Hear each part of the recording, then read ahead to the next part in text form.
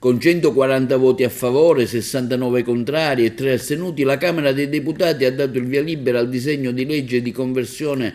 al decreto legge 215-23, cosiddetto mille proroghe, al cui interno viene disposta la proroga di termini legislativi, ma che contiene anche disposizioni di carattere sostanziale con carattere di urgenza, in particolare in materia di finanziaria e di organizzazione di pubbliche amministrazioni.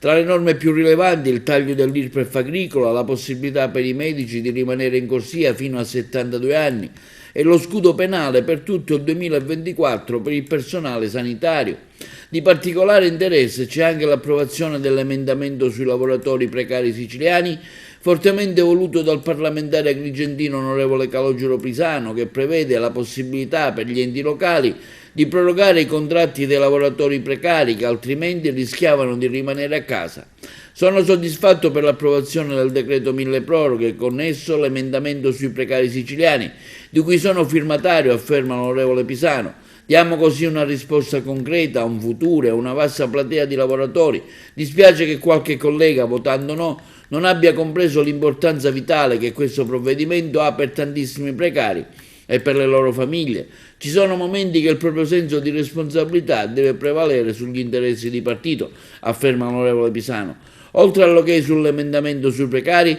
Pisano incassa anche il sì dell'Aula sul suo ordine del giorno che impegna il Governo a valutare di prorogare il termine di entrata in vigore del nuovo tariffario per le remunerazioni per le prestazioni per l'assistenza specialistica e protesica, una tematica che riguarda centinaia di laboratori di analisi della Sicilia, tra cui una sessantina nella nostra provincia.